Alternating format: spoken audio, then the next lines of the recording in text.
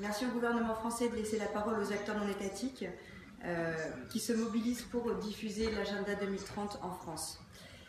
Fort de ses 400 membres, collectivités territoriales, entreprises, acteurs de la recherche et du monde académique, mais aussi des ONG, le comité 21 occupe une position privilégiée d'observatoire des démarches de développement durable en France. C'est la raison pour laquelle nous publions cette année pour la deuxième fois un rapport sur le niveau d'appropriation des ODD en France, un rapport qui est disponible en français et en anglais sur le site du comité 21, comité21.org. C'est le fruit d'un travail de toute la société civile française, 80 acteurs qui se sont mobilisés pour coécrire ce rapport. Il est structuré en deux parties, une première partie qui propose une analyse acteur par acteur et une seconde partie qui se concentre sur les 6 ODD de 2018 en proposant des retours d'expérience. Alors que nous enseigne ce rapport?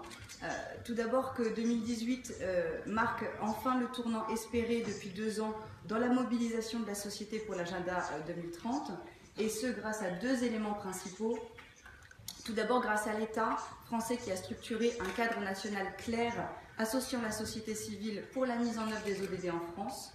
Et deuxièmement, grâce aux corps intermédiaires, ou encore on pourrait les appeler des relais d'opinion, qui se mobilisent fortement pour faire de leur programme d'activité, pour faire des ODD leur programme d'activité.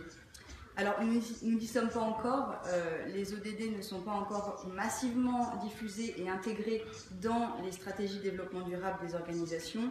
Les PME, les PMI sont encore imperméables et seules quelques collectivités pionnières alignent leur politique publique sur les ODD.